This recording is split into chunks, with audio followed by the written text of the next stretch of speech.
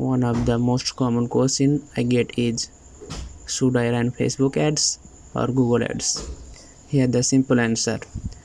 Google ads are perfect for people who are already searching for something.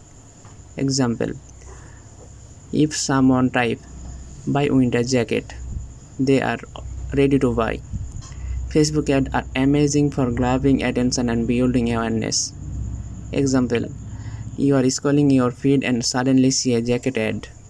You were not looking, but now you are interested. So, which one should you choose? For instant demand, go with Google Ads. For brand awareness and retargeting, use Facebook ad. But here the pro tips: the best marketers combine both.